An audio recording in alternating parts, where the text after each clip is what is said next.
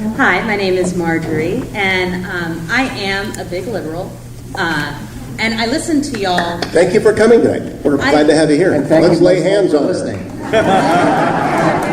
I listen to y'all a lot. I listen to talk radio all day. It kind of drives my husband crazy because he says, why are you constantly listening to people you disagree with? And my answer is always, because it's a lot more interesting than listening to people I agree with. I already agree with myself, so I could just talk to myself. But one of the principles that I've tried to really always remember in my life is that intelligent people of goodwill can come to different conclusions.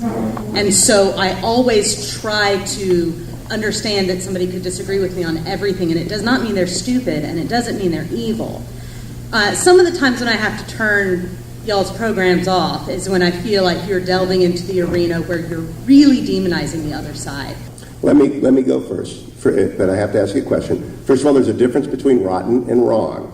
My closest friend in the world was Bill Clinton's deputy chief of staff, his director of the Peace Corps. As with Michael, I'm sure with Stephen, people in my life are left-wing, and I love them, and they're just wrong. Now, I do get frustrated, though, and I'm going to put you on the spot a little bit.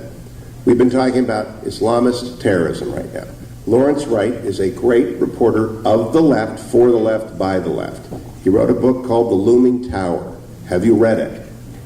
Right. When I went on, last time I was on CNN in the morning, John Roberts was coming off on something on terror, and I said, John, stop. Have you read The Looming Tower? And he said, no. And I said, well, John, you really shouldn't have an opinion on Islamist terrorism if you haven't read the seminal work by a man of the left, from the left. And my frustration with the left, it's not that they're evil, it's they're lazy. They will not do the work. I will read, Sam Tannenhouse puts out a book on the left. Michael does this too. I read more left-wing books than I do right-wing books. And I'm always, at the end of the day, marveling at how little there is. I listen to Ed Schultz. He's a moron. I'm sorry. Sean Hannity is not. Sean gives people a chance. He does not use that kind of language with them. The stuff that Ed Schultz has said, the stuff that Keith Olbermann says, there is such a gap in civility. And I'm losing my voice, so I'll turn over to Michael, that I want the left always, but if you listen to our shows, I do get angry, maybe once a month. I admit to that, and I know when I lose it with people, but it's usually because they are angry, ill-informed, or stubborn in their denial and their unwillingness to do the work to have that conversation. Hey, Marjorie, I really appreciate your coming out here, first of all, and second of all, I probably agree with about 80% of what you just said. I really do. And one of the reasons I'm so proud to be on a lineup like the one that we have on 920 is I'm not working with the screamers and the shouters and the demonizers. I'm working with Hugh Hewitt and Dennis Prager and Bill Bennett and Denny Schaefer and people who believe in conversation. Mike Gallagher.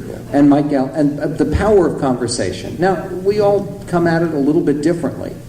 But it's one of the reasons, something I've talked and written about for 20 years is I did a book some years ago called Hollywood versus America, and Time magazine dubbed me a cultural warrior.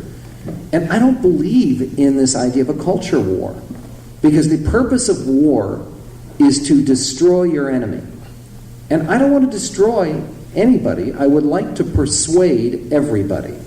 And that's why I get up in the morning. Is literally the effort and the desire to persuade people.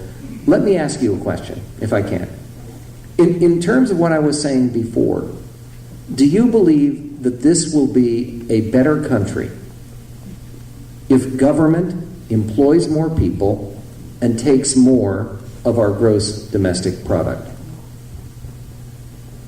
That's a very hard question to answer with just a yes or no, because Why? What are you employing them doing? No, just in general. You can employ them doing anything you want. You can employ them making Broadway plays. You can employ them building roads, anything you want. Right now, the United States of America, we're now 21%. We're scheduled to get up to 25% of the gross domestic product being spent by the federal government.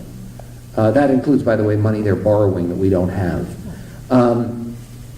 Would the country be better if it was 30%? there are a lot of other variables. You're saying, would it be better? What else is the situation? There could be. You can't answer that question because you're just saying if this one variable was different with the country, all other things being equal, yes. But that's all other things being equal. That depends on what you do to get to that point. What are you cutting? If you you're not cutting. You see, this is the basic point. And just let me make it clear. And I don't mean to cut you off, but literally, I think the core conservative belief in what this election is going to be about is the overwhelming majority of your fellow countrymen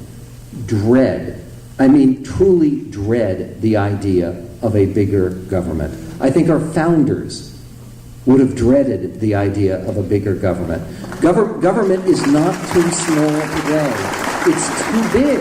And this is the basic proposition that Ronald Reagan put before the American people in 1980, first Republican I ever voted for in my life.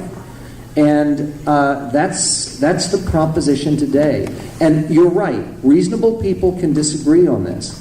But ultimately, my guess is, Marjorie, that you will come around, and let us hope that you come around not because you see the big government not working, but because you see the principle. It's a better country if government is smaller and more effective. I have to add one thing, because this story, and I'm going to start it, let Michael finish it because I'm losing my voice.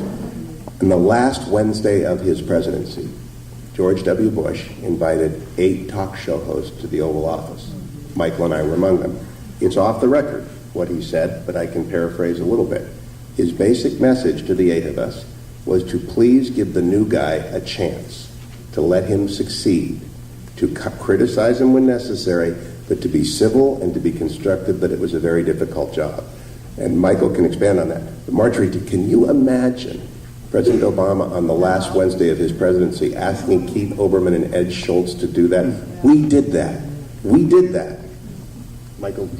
Yeah, no, and it was, by the way, those meetings with President Bush, which have been very much derided, were deeply revealing of somebody. I believe history is going to come back on President Bush and show a much more positive vision